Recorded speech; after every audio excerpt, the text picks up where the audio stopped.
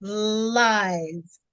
Um, Everyone, I want you all to give a big, warm round of applause. Yes, round of applause. Wherever you are, okay?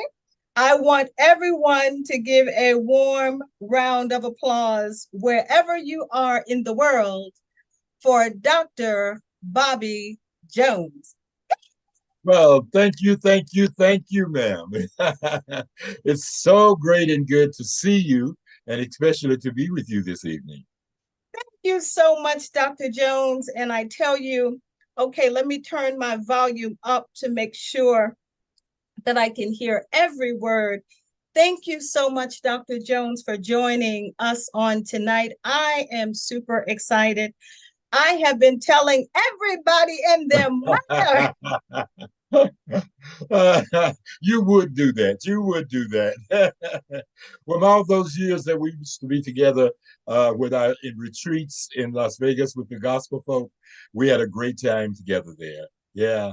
Oh my goodness, Dr. Jones, I really feel like it was yesterday. Oh. It feels like it was just yesterday. Now, I'm going to tell you a secret, and I don't know if you know this or not, but the the only reason why I really joined the Gospel Music Workshop of America was because they told me that you were a part of it. Exactly. That I promise you. I don't know if I ever told you that, but No, you that's the didn't. only reason why I really joined. I said, Dr. Bobby Jones is a part of it. Okay, I'm gonna join. Well, I hope you got some benefit from it, but no, I wasn't really a part. I would attend every now and then because I'm in the gospel industry and I Yeah. needed to see what other people were doing and how things were going with it. So that was the extent to it, but I'm glad you had a chance to go. But I'm also pleased that you had an opportunity to come and be with us at the Gospel Industry Retreats in lovely Las Vegas, Nevada, at the GM, I believe it was, service hotel for us. Okay, I have a little treat for you. I want to see if you remember. Hold on, let me see. Tell me tell me if you remember. Hold on. Where is that? I want to see if you remember something. Okay. Um Hold on. Let me see if I can find it. All See if right. I can find it. I'm so astonished with your look and I can hardly talk. But you're in New York. I know how that is. Now you know I'm gonna tell you one of the things that stuck with me, Dr. Jones. Um, Tell me if you remember this clip. Hold on. Okay. Tell me if you remember this. Oh, wait a minute. Who is that you? And you. Where in the world did you get that from? Oh my. I must have been in my 30s then. Oh, well, thank you for sharing that. Yeah, yeah. And this Yeah, and this yeah. is when I found out that Uh, you were an educator. That's what you okay. wanted to be, Yes, and a school teacher. So tell yes. us, where were you born, Dr. Jones? Let's I was start there. Where were you born? I was born in a little country town called Henry in the state of Tennessee. And that's where I grew up until I was 11 years old. And then we moved from there to the county seat, which was called Paris. So I lived in Paris, Tennessee, the rest of the time until I came to Nashville. Oh, okay. Now, did you grow up in the church, or what was your affiliation with the church when you were younger? Well, my mother made us go to Sunday school and church, and it was a Methodist church by the side of the little highway that we had through our town. So we had to go to Sunday school and we had to stay for church, and that was what my sister and I had to do. So I only have two other siblings, and both of them have passed on, my sister and my brother. And my sister and I spent more time together. And yes, we were church attendees in the Methodist church. Now, did you do anything in the church? Were you in the choir? Were you in musician? What did you do? Did you do anything? Yeah, I sang in the choir with the rest of them. But Mhm, remember now, I was a kid, but I was kind of smart then. I could learn things quickly, you know. So mhm. I started singing with them. That's where I got my unction to start doing something like that. Was in that church choir, but we sang out of hymnals, you know. We didn't sing gospel, so Okay. I knew nothing of gospel at that time. Did you have any family members like aunts or uncles that influenced you in any particular direction to go into? Not really.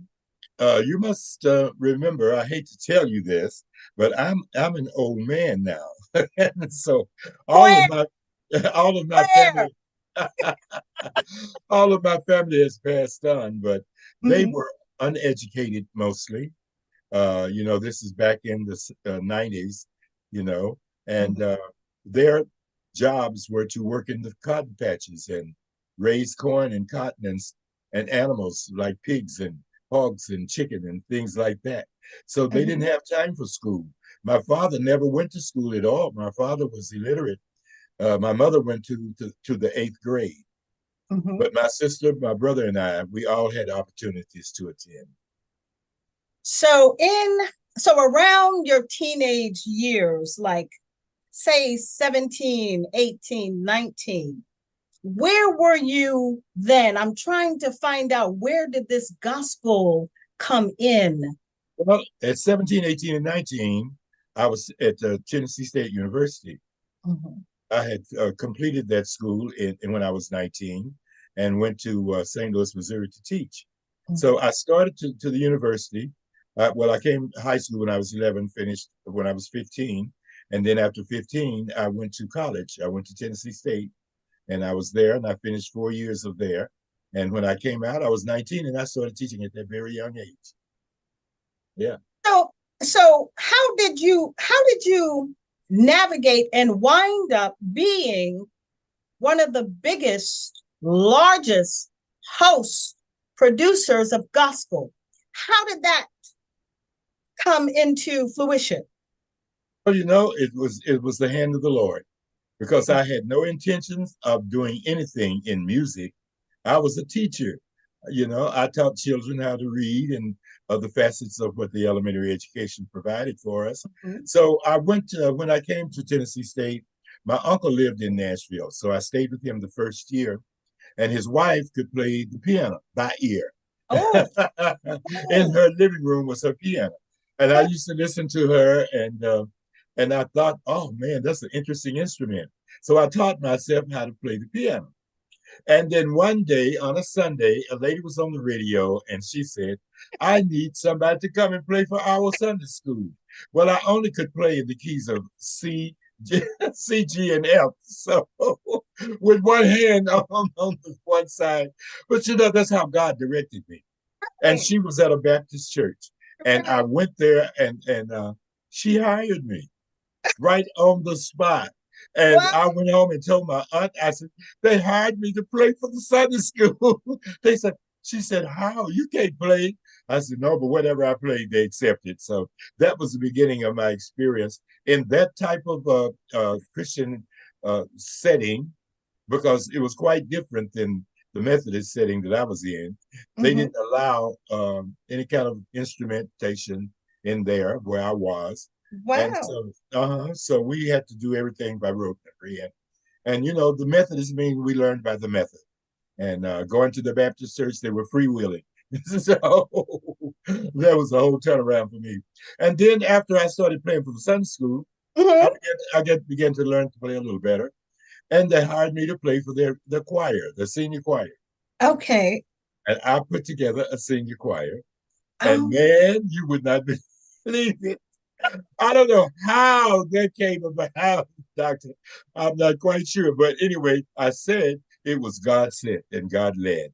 And from there, life went on in the Baptist and in the gospel. That's where I learned how to listen to gospel and play gospel music. okay. So in the interim, did you have any like musicians or singers that were kind of, all of us had kind of like our little idols, I would call it that. Yes. When I was younger, some of my idols, I would say back then were like Tina Turner. I like Tina Turner. I like Diana Ross. I um Natalie Cole. Did you have any musical influences that you really, really admired back then? Well, remember, I wasn't introduced to that gospel section until when I went to Nashville. And Okay. so most music that I heard in my early years was from country singers, all white country singers. On Saturday nights, we'd gather around the radio. We didn't have Right. electricity. We didn't have electricity, but we did have batteries to run our radios. So we Right. would turn it on what they call the Grand Ole Opry. And that's where Roy Acuff and Minnie Pearl, they were the two influences in our lives, white women, white woman, and a white man. And so we listened to that music. And then when I went to Nashville and went to that Baptist church, I went, wow, what is this? The choir would march in. We didn't do Right. that in the church. They had on robes. Right. And they went on to the choir. They never had hymnals though, so they sang from rote memory. And I began to Right. listen to them sing, and I fell in love with it. And then I heard other ones that probably came before your time, and people like Albertina Walker. And then we heard a lot of quartet groups were very popular. The Fairfield Four were out of Nashville, Tennessee, and they Mm, were one of the most unique groups on radio at during that period. Yeah, I'm real back there now. hmm. I'm in the 50s, so I so we didn't. remember. Uh-huh. Go ahead. No, I remember some of Albertina Walker's songs though. Uh I remember, and I loved her because, back in the day, I was a heathen. huh. I was in R&B. I didn't know none of these. I didn't know none of those individuals, Uh until I got saved. So, when she was probably, because I remember Albertina Walker, of course, Shirley Caesar. My mother used to play, everybody used to play Shirley Caesar. huh. And there was somebody else. Dorothy Norwood, Yes. Albertina, what's her name? Inez Andrews. And those were people that worked with her. You probably knew something about, she was a Tharp. She played the guitar. And what's her name? Roberta Tharp, I think it was her name. And Okay. she played gospel and some secular music as well. So back in that period, I was just growing up, and that's when I learned to hear from Elvis Presley and all those blues singers, and a lot of black ones as well. Uh, And yeah, so we were able to listen to that music then. But so I tell you when I really liked someone that sang during that time. mhm. You get this age and you kind of forget about the names and Right. things. So Listen, I forget too. Go ahead. I heard a guy named Little Willie John. I don't Mm, know. hmm. Little, have you ever heard of Little Willie John? No. No. Harry Belafonte. Okay. Yeah, Harry Belafonte was from the islands. You Okay. know, Oh, wait. I heard a Harry Belafonte. yeah, that's what I was asking. Yeah. That's his other name. He got two names. No, no, no. I said Harry Bella. What Belafonte. did I say? Fonte. Is that what I Yeah. said? Yeah. Right. Okay. Yeah. Okay. I was impressed by his music and you know Oh people like yes. that. Yeah. Yes. Yes. Um, I tell you someone else that I really love. What was his name that used to sing um um There ain't nothing. still water, still waters, cooling waters, Oh, that comes up in the cooling waters. years. With Yeah, that's Melvin Williams and and brother Williams. They were yes, kin, but they had the Williams last name. Yeah. Yeah. yes. I used to. Melvin still works and he sings that song, Okay. but the other gentleman passed on. Can, Yeah. can, can nobody sing it like that other gentleman though? Him Ah, healing waters. yeah, I like that song too. Yeah. So, Dr. Jones, how did you? how did you finally get to television and being creating your show? Because your show was just phenomenal. Not only phenomenal, but it was classy. It was stylish. It was yes, yes. Thank And you. I love, I love the classy stylist, as you can see, because one thing that you and I agree on, Dr. Jones, and this will never ever, go away. You and I believe in being, we believe in our womanship and kingship. Yeah. That is something you and I absolutely do not play with. So tell us how your show came into fruition. Now, I had several years of working for McGraw-Hill Publishers as an international textbook consultant. So I learned many skills from that. And then in Nashville, I started an organization called the Black Expo. There, I got other kinds of experiences. And then I was then really understanding gospel music. So they did not have any gospel music. So I asked them, well, let me put together some people to come and sing it. And they did. And as a result of that, I formed my own group of gospel singers while I Mhm. was doing the Black Expo and teaching at, by that time, I was teaching in the school system. And there was a person there that we needed affirmative action. You remember when affirmative action was necessary? There was Yes. not, there were hardly any Black people on television at all. So Mhm. we went to this television station. It was it's NBC station, and Mhm. asked them if we could bring a Sunday morning gospel show on their network. And of course, they said yes. And I Mhm. became the host of the show. And I would invite the gospel artists from around the city and around Nashville to come and participate. Well, we did that for 4 years. And Mhm. then in 1980, Bob Johnson he was the president of Black Entertainment Television Network. Went to New Orleans, Louisiana, and he was looking for some Black shows to put on his network called Mhm. BET. There, he saw my show, and he called and said, Bobby, I'm starting a network, and it's going to be called Black Entertainment Television, and I would love to have you as a part of our network. And Mhm. I said, "Oh yes, sir. Anything to get out of Nashville." So he took my show and started it, and Bob Johnson and I started BET, the Black Entertainment Television Network. Well, but then I had learned how to speak English fluently, because the many blacks who were on they had broken English, as you know, and I had some sophistication because I traveled the world as an international textbook consultant. And I looked at the other cultures and saw what they had to offer. And I liked that. You know, Yes. I liked intelligent Black men.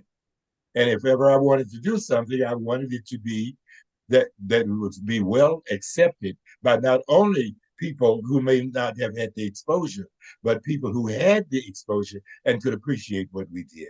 And that's Yes. how I started. Oh my goodness. Woo, that Now, was long. no, I absolutely love it because I mean, did you think it would blow up like the way it did? We were so busy trying to get the show going and getting the artists to come to sing. Gospel artists were not very literate when it came to the things that we were trying to do. So we had to teach them and bring them in. And gradually, they started coming after they started seeing the show on BET. This was in 1980. So Mm-hmm. then that was how we got them, trying to bring them in order of how we could send this show out to the world. And they were very cooperative after that, I must admit. Mm-hmm. Uh, it was the so-called non-singers that helped my show to grow. The major stars had come that at that time didn't know about the show or they didn't come to it. But I used my regular old church folk, the Mm. Pentecostals and the Baptists, and they came in. And the people of across America fell in love with it. And so we became the number one show on BET for 35 years. Years. Yes. Yes, Yes. and you came. Yes. Well, I tell you, Dr. Jones, because I remember, I think I was still in school when I saw it for the first time. And I was just, because I like sparkles. I like I like anything that glitters and sparkles. And when I saw you, when I saw you come out, and looking the way you're supposed to be looking, okay, you know, I was hooked. I was, I'm telling you, I told my mother, I said, Mommy, one day I want to meet him. No kidding. No kidding. I did. And I tell you, I want to thank you personally. I always thank you, but I want to thank you personally because from the day that I met you, the very first day, you were always very, very gracious to me. And even when I hear other people talk about you that have met you, they say the same thing. Oh, And that is something that is you can't buy that. You can't pay. There's no amount of money, there's no price that you can put on an individual like that. And I want to thank you personally. I mean, from the day that I met you, every platform that I've ever gone on, you have graciously come on and just blessed this ministry. When we chatted, when I was on WLIB radio, you came in and we chatted it up on that. So I want to thank you so much because to me, you're just a treasure. You're a jewel. I love you to life. Okay. And I want everybody to know it. well, let me tell your audience about you. When you first came to the retreat, you were dressed exclusively the way a New Yorker would be. You had gloves, you had your nice hat, the gloves and the hat matched, and then your blouse and your skirts all went together, and you walked properly. When you were standing, you put one foot behind the other one and one in front. I said, "Oh, look at this chick. Who is this woman right here?" And so then you had your makeup wasn't overdone. It was Yes. tastefully done. See, I Yes. looked at all of those things. Mm, A lot of us in gospel music can pay that, particularly intelligent. But my experiences with other people gave me the idea of the world that I wanted to live in. And you were a part of it because that's the way you were. And I appreciated that. thank you so much. Thank you so Very much. classy, very classy. And it takes one to know one, right? That's what they say. So Dr. Jones, let's talk a little bit about the business aspect in terms of your attorneys, your CPAs. A lot of people don't talk about that, but it's very important. How did you vet? How did you vet those individuals so they didn't rip you off like we hear so many do in the business? Actually, I did a great deal of the work myself. Okay. And then I did have an attorney Richard Manson. He would do all my contracts for me. Mm-hmm. And we had an accountant, of course, but I wasn't making that much money on BET at the time. So that wasn't truly necessary and never did from that source. Mm-hmm. But otherwise, we did good. But with the help of him, with Richard Manson, and he's still my attorney, by the way. Okay. Yes, he was married to a very sophisticated woman, and her father and family were all, um, should I say, people who are very upstanding in our community. So Mm-hmm. that matched us the way we needed to be. So they taught us. But these were the people who helped me to get through whatever the conditions were when papers would come to me for one, Mm-hmm. because every year I had to renew my contract. Okay. Okay. So I didn't want to do that by myself because I'm not an attorney. So Mm-hmm. this gentleman was very smart, very bright, very brilliant. And he was by my side and people that worked in his office as well, what helped us to put our business together. And that's how we made it. Okay, because we hear so many things about people in the business like James Brown, that they and even parts of Michael Jackson when he left, it was alleged that some people had taken certain things. So I wanted to just ask you about that, relative to how you successfully vetted your people. um so what are some of the biggest challenges, being the biggest gospel host and producer in America? What were some of your biggest challenges that you had to hurdle through for those who may be trying to aspire to do what you did and what you're Well, doing? I lived in the South, and there weren't very many facilities that could address what it is that we needed to do to have a national show. Mm-hmm. So I had challenges from time to time, almost every year, to find a place where we could tape the shows. Okay. And during that period, the tapes were like big barrels. I mean, big round tapes. I mean, they weighed 4 or 5 pounds. And now, of course, we can do all digitizing. But the Mm-hmm. challenge was to find a place who would accept us, and then to attract the kind of artists that I thought that would appeal to the audiences that we were exposed to. The Okay. first two states that got cable and television were Florida and what was it? Florida and Alabama. Mm-hmm. They had the cable, so we were able to start there. You know what? It was about, oh, doctor, it was at least 12 years that we went before cable came on. Okay. Yeah, and then after cable came on, I had the challenge then of trying to get artists to come in, the ones that were signed with record labels. So Okay. in the beginning, the artists that came to do my show, most of them were not recording artists. Okay. They were just singers and Mm-hmm. could sing. And I Mm-hmm. gave them the exposure. And Yes. from the exposure, they became great singers. Oh, and Yes. I loved it. Yes. And, Yes. and Dr. Jones, who were some of the, because I know it's probably off the top of your head, who were some of the biggest names that came that were not known, but after your show, they blew up? Well, everybody knows about Kirk Franklin. Mm-hmm. He was a little boy at the time, Mm-hmm. and his manager brought him to the studio.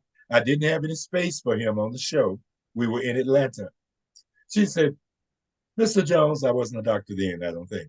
Uh, I have a little boy that I want to sing on your show.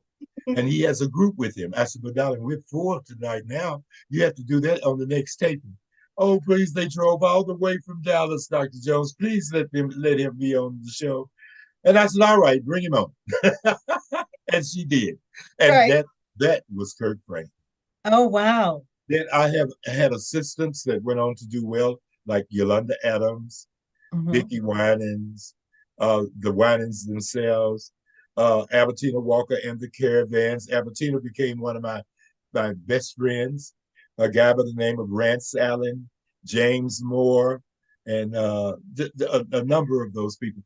But the ones that I was most impressed with and wanted to be like was Edwin Hawkins and Andre Crouch. The way Mm. their groups looked and their music style, and they were very classy guys, Mm-hmm. and I said, oh, that's the kind of group I want. So Mm-hmm. they impressed me an awful lot. I had Al Green to come in many instances. He was a little different then, but he was still preaching and praying. But he had his other good things going on, but he did well. And outside of the singing, other artists began to come to me out of my amazement, like Dr. Maya Angelou. Wow. We became best friends. Every What? Thanksgiving for 25 years, I was with Dr. Maya Angelou. This was Oh, before Oprah even met her. wow. I was with Dr. Angelou because she came to Tennessee and was a speaker there. And Right. I was in that department. And she was on the stage and she looked down and saw me. And she didn't know who I was. I was a teacher then. And Right. she said, I like that boy. So So, she, so yeah, she this was asked me to, before. This was before your show. no, this was during my show. Okay. Wait a minute. Let me see. Let me think. Let me see. Was this before my show? Oh, it goes so far back. I think this was before my show, I believe. Okay. Yes. And then Lewis, but when I started doing the show, of course, she came on the show many times and brought Ashford and Simpson and others, Dionne Warwick, Patti LaBelle, and all of them came. Would you believe it? They came to do my show, girl. I actually had a fit where they would all wanted to come to the same. And then the most interesting one that I had on that called me on the telephone and said, Bobby Jones? I said, yes. I'm Louis Farrakhan, and I want to do your show. What? I said, Louis Farrakhan? What? He said, I said, but you're Muslim. He said, yes, and you're gospel. I said, Yes. well, sir, I'll have to call Mr. Johnson and see if that would work. So I What? picked up the phone and he said, okay. So I called Bob Johnson and I said, Mr. Johnson, Louis Farrakhan wants to be on our show. He said, Farrakhan? Hell no. He can't come on our show. Oh, I said, oh, okay, sir. Well, don't bother my show. I just wanted to ask you that. And he said, okay. So I called Mr. Farrakhan back. I said, no, Mr. Farrakhan. He said you couldn't be on that show because you're not in line with gospel music. And he said, right. okay, okay. Well, I'll call you later. I said, okay. The next 2 days, on the telephone, I'm in New Orleans at the James Cleveland Convention. Here comes the call. Bob Johnson. Bobby? I said, yes, sir. You can have him on. I said, sir? He said, yes, you can have him on. I said, now look, don't put him on because of me now, because I don't want nothing to mess with my show. He said, no, I want you to have him on. And so Louis, Minister Farrakhan came, did the Wow. show, and we are still the best of friends. Wherever he is to speak, I'm Christian, he's Muslim. We don't have to worry about that. He said, you do what you do, I do what I do. We just still friends. And we have been friends ever since. So those Okay. are those two most unique people that I had on the show. So when he so when he did your show, Dr. Jones, did he just speak No, no, or no, no, no, no. He, what did he do? he is a violinist. Violinist, right? Oh, let me tell you, he's the best. If you've never heard him, there aren't any that I know of that can beat him playing the violin. He is truly, truly excellent. And he played the violin. He played the classical piece, and then he played Amazing Grace. And Wow. I sang the song while he played it, and it Wow. became a hit just like that, from the Oh, TV show.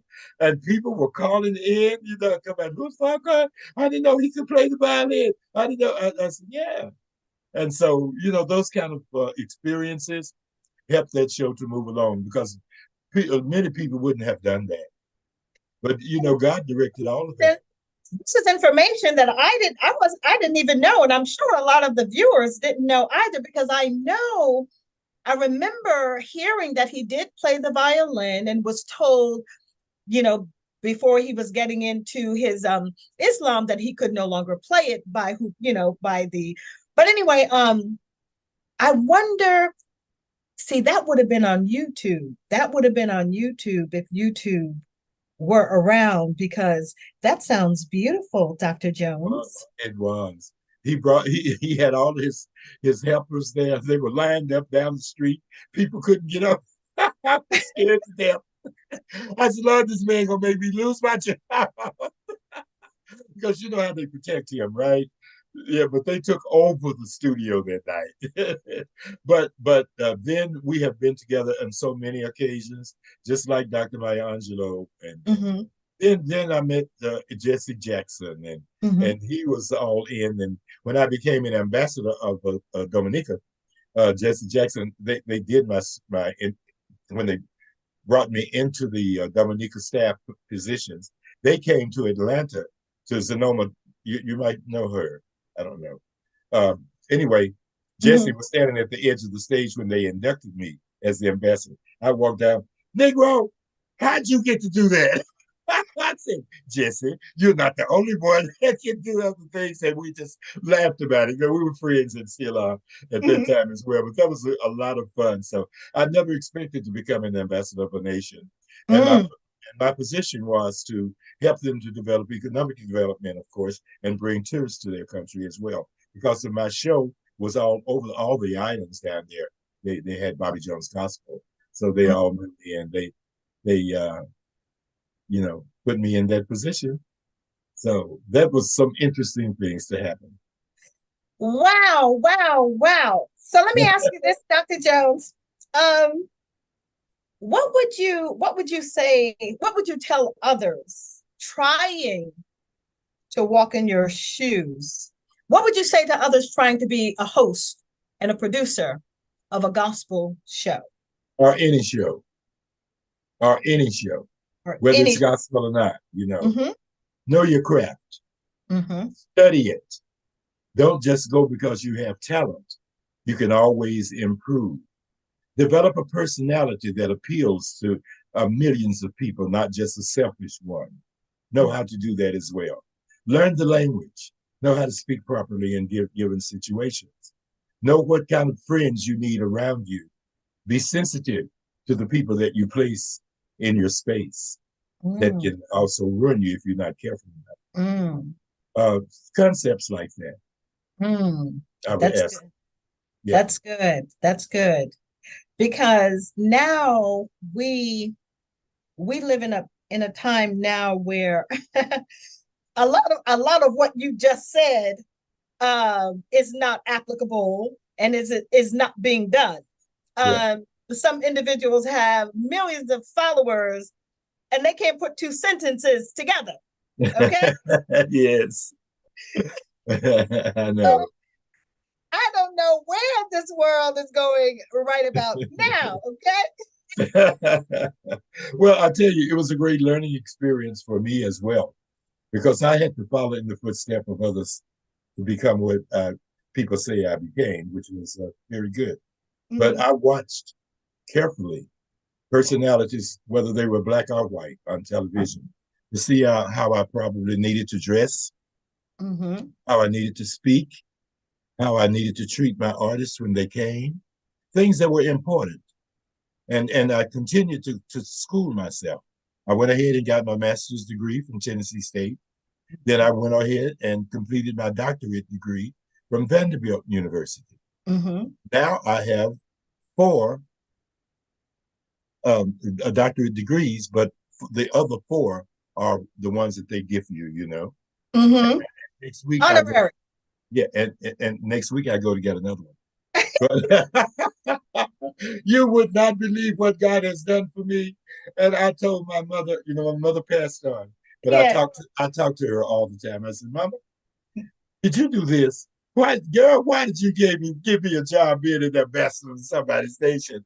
Or why am I getting all these doctorate degrees and things like that? And she said, it's the will of God. You do Mm-hmm. work, he'll do yours. Mm-hmm. And always keep him in front in your life. Love him. And with that said, how do you feel do you feel as a whole that gospel has changed and the trajectory has changed? It is in the changing process. Our traditional gospel artists, many of them have passed on. Mm-hmm. And the new artists that come on has developed their own style.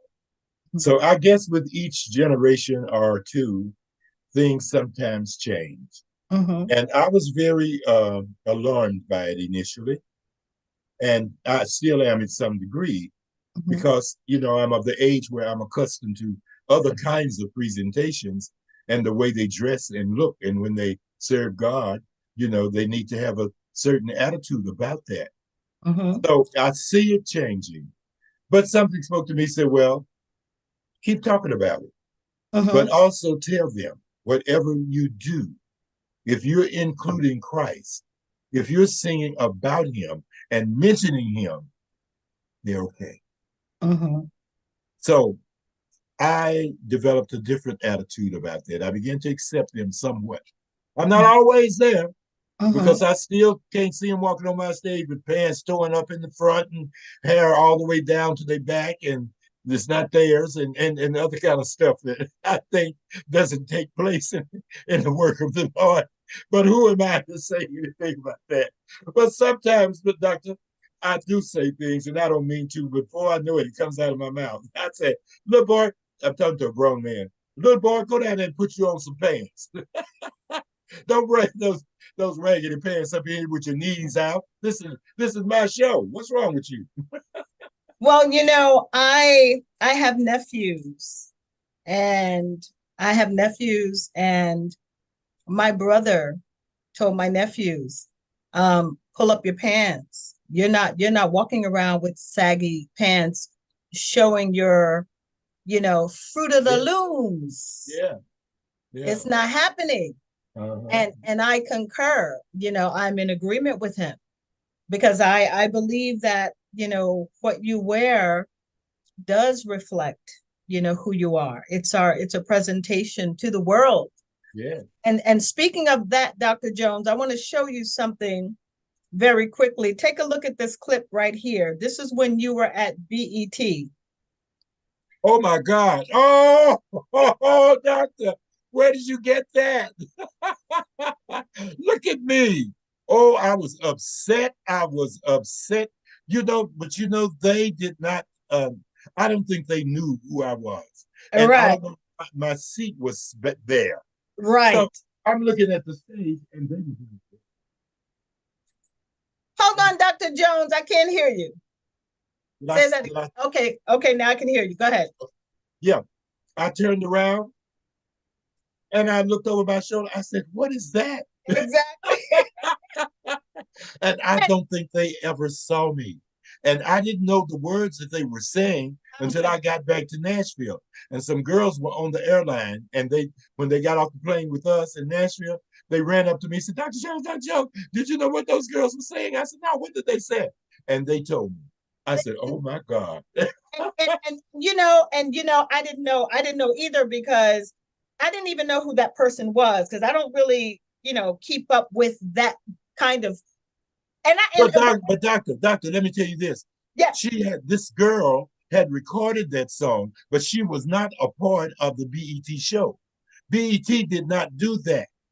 She was in the audience, and she got up herself and started walking down toward that little stage that was there. And then the other girl that got up that was pregnant, she got up from down there and walked back up to her to sing the song with her. And they said she had some money in her hand, dollar bills or something. right. But no, they were not on. Everybody thought they were part of BET's show. No, they were not. Mm, Yeah, mm, they were in the audience. And mm, this was during a break. This was during a break in the show. mm-hmm. That's what that was. Oh, I'm so glad I got a chance to tell you about that. Yeah. Yes, yes, Uh, because of course, that went viral, yeah, it and did. they're like Dr. Bobby Jones. I said, wait a minute, what? But the comments that people made were very supportive, and I was Yes, appreciative. Yeah, they yes. said they should not have done that in front of him. No, Yeah. no, And it was that was insulting, but I don't think they knew who I was. You know what? They were young kids. You know. right, Uh, right. Because and that's why I wanted to, because I know you were going to clear that up because I wanted to know in that moment, what were you thinking? Like, I it was know like, you were upset. I already knew you were upset about it, but what were you thinking in that moment? well, I just couldn't understand why. First of all, and I was saying to myself, why is she dressed like that? I Mm-hmm. wasn't listening to what she was saying because I can never understand what they say anyway. But Right. I was looking at her, and I said, she doesn't have any clothes on, hardly. And then this other woman got up. I said, look at her. And, Mm-hmm. I didn't want them to know that I was looking at them like that and saying, go Mm-hmm. sit down. But, Mm-hmm. but I was thinking, oh, this is so sad. Right. Yeah. I said, It this is what we have come to. that's what I was thinking also. It really saddened me to see that because our culture coming from an era, civil rights era, and everything that people fought and literally bled for it. Some people died for it. Oh, yes, Lord. Martin Luther King would be rolling right now in his grave because this is not what they fought for. This is not what they got bitten by dogs for. Yeah, This is not it. right. Who do you think is behind our culture being um prostituted, if I could use that term? What do you think, or who do you think is behind our culture being prostituted the way they're being prostituted, to present to our culture that kind of, I don't I can't even call it artistry. I don't know what to call that. That's not art. Well, I'll Who do tell you you think is this. The behind? the people that were on stage, the Mm-hmm. dancers and all, Mm-hmm. they looked almost the same. Mm-hmm. Uh, and their body movements were very suggestive. Mm-hmm. So I'm on the board of BET's selection activities. So Mm-hmm. that's why I was there. Right. I think I think that the people who do that have gotten a good look at what other people tend to like. They like to see them half dressed and talking that way, and they think they can make money from it, Mm-hmm. and they do Mm-hmm. plenty. And Mm-hmm. they find plenty girls and guys who don't mind doing that to make money. Mm-hmm. And it's not just a small group of people. Mm-hmm. It's a large group of people that keep these kind of things active. Even with the boys with the pants down and all the things that they are doing that's out of line of what we coming up wanted to teach our children how to be adults Mm-hmm. and act sensibly Mm-hmm. and use proper words when you speak and those kind of things is what. But you know what some people want, others don't. Mm-hmm. You can teach some and they'll learn and practice, and others will not. That's the Mm-hmm. way of life. And I'm very sorry to see some of this happening now. Mm-hmm. But I don't know specifically because I don't know those people who Mm-hmm. promote that. Right. Mm-hmm. Well, we know that we live in a world that is not, unfortunately, they really don't believe in God, and they certainly don't believe in Jesus Christ. So we know that that's going to take place. And Mm-hmm. that's why, those of us that do carry the name of Jesus, we have to keep moving. We Yeah. have to continue to sing the songs. We have to continue not only to sing the songs, but to live the life. See, Yes. I'm noticing that, I gave my life to God in February 11th, 1990.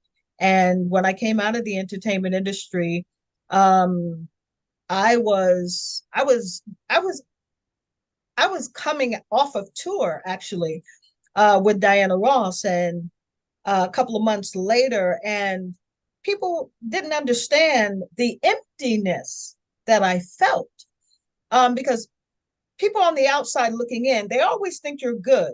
They always think you're good just because you look like you're good. But deep down in myself, I knew that if I didn't get back to God, number one, I may not be able to. So I gave my life to God and I never looked back. But what would you, what is your greatest message to believers and to Christians now? What's your greatest message, you know, to all of us, relative to our gifts and our talents? Well, I do this a lot. And what I focus on basically is our attitudes. Mm-hmm. I focus on that. I focus on what it is in the future that we need to try to do to help our children become better citizens in our nation. Mm-hmm. To pay attention to what's going on around us, not to be selfish, but to take care and teach children what they need to know as they grow up so Mm-hmm. they won't become different than what we want them to be. Then I always include education. Education is so very important. There are 5 tenets of life that I generally work with in my students. And of course, religion, education, knowing how to get along with people and develop a sense of what it means to be a human being Mm-hmm. and act accordingly. Get yourself in positions where you know that you will know how to take care of yourself without anyone else. Take care of yourself and take care of what it is that you do and respect your fellow man. Do that, and you'll have a better life. You'll be real if you understand what it means to really love people, regardless of how they are. Love them back. Mm-hmm. Because people will mistreat you. There are people out there that will do that, as they have to me and possibly you. I don't Mm-hmm. know. We both run against a lot of challenges. I Mm-hmm. used to say obstacles, but I don't do that anymore. I say challenges because the challenge gives you an opportunity to try to make some corrections as you go forth. And Mm-hmm. these challenges can be met. In many instances, you can overcome. And I'm finding lately, because years ago, like comedians, for instance, I didn't see them making a whole lot of jokes about God or Jesus, but now I see a lot of disrespect when it comes to God and Jesus. Um, what's your take? How do you feel about that? Are you finding people disrespecting Christians on a larger scale than before? Actually, fortunately, no. And Mm-hmm. the reason is because I don't attend a situation where that kind of uh, talk or whatever is presented. So Mm-hmm. I'm not around there. When I was younger, Mm-hmm. I did. Mm-hmm.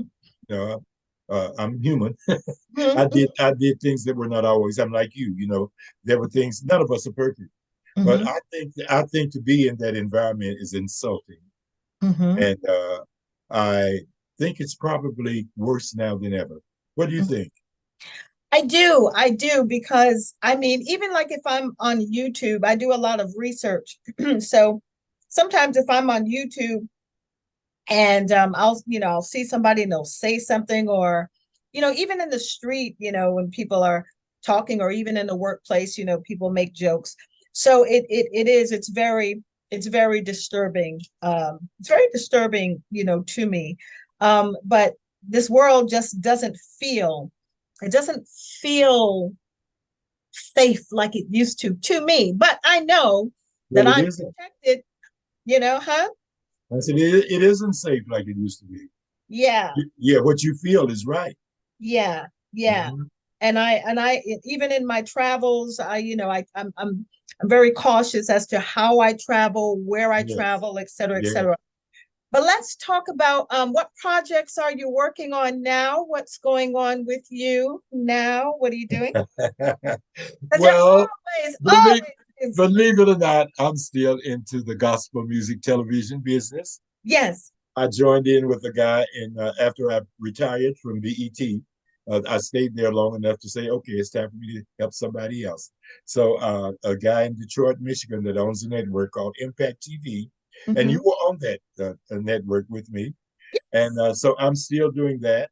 And then I'm helping another guy down in Atlanta, Georgia, and his show is called VTV, the letter V TV.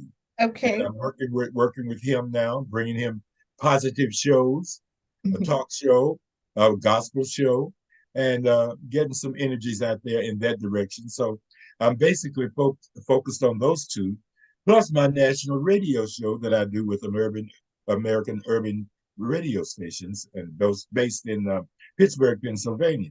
AURN, it's the name of it. So I do that 5 days a week. I'm a radio personality. Yes. And at this age, I'm 85 now. So I've turned 85 recently, and I'm still going strong in trying to do what the God has given me to do. And I'm going to do it as long as I can. Absolutely, absolutely. And is there anything? Let me just go to the chat for a moment. Let me see who's in this chat. If anybody has any questions for Dr. Jones, let me see. Does anyone have any questions? Let's see. Uh, okay, let's see who's in the chat. Oh, Okay, Pastor McCluster, tremendous insights into the wonderful, quiet lesson known quality. Okay, okay. Does anyone have a question for Dr. Jones in the chat? Please put your question in the chat. Amen. I'm looking in the chat right now. Hallelujah. God's moderator is in the house. Amen. God bless you, Sister Chapman is in the house. God's moderator. Does anyone have a question for Dr. Jones? Please put it in the chat because he's going to get his beauty rest, and so am I. Okay. Does anyone have any questions Maybe we've for said Dr. it. Jones? Maybe Huh? maybe we have said everything that they wanted to know. Exactly. Exactly. So listen, Dr. Jones, I want to thank you so much. Is there any parting words that you would like to say to all of us? And again, I want to say I love you. I thank you for all of your support through the years. Um, you have no idea how much that means to me because you and I both know that many people sometimes when you assist people and you help people, sometimes when they get where they want to get, sometimes they forget, you know, who helped them to get there. I never want to be one of those people. I always want to be able to say, thank you, thank you, thank you. And any platform that I have, you know, I absolutely love sharing that platform with you and hearing your words of wisdom. So thank you. I love you, Dr. Jones. And is there anything that you want to share with us, your any parting words? You know, every time I get an opportunity to speak to someone like you, and of course have an audience who listen to what we have to say, I feel blessed. And you've been such a lady, and you have been loving and kind. And I was excited to get to come and say hello to you and your audience. It's been a pleasure to be here, not only to look at you, but to hear you and to know that you're doing great things in this world that God has given us. So I pray that the blessings of the Lord stay and keep you to do the things that you do and to continue to exercise your mentality that you can receive what he has to say to you and to me and to all of us. This job is just for you. So God bless you. I appreciate you and I respect what you've done to help me out. Thank you, thank you, thank you. All right, everyone. Well, that's all that I have for you all on tonight. And I want to once again thank my special, my special guest, Dr. Bobby Jones. And everybody make sure that you look out for him on the Impact Network on VTV. And I will get all of his information and I will absolutely put it in the chat so that we can continue to support him because he has absolutely supported many of us through the years and he continues to do so. So everyone have a wonderful evening. God bless God's moderator in the house. Dr. Jones, thank you so much for joining us. Yes. And everyone have a wonderful evening. God bless. God bless.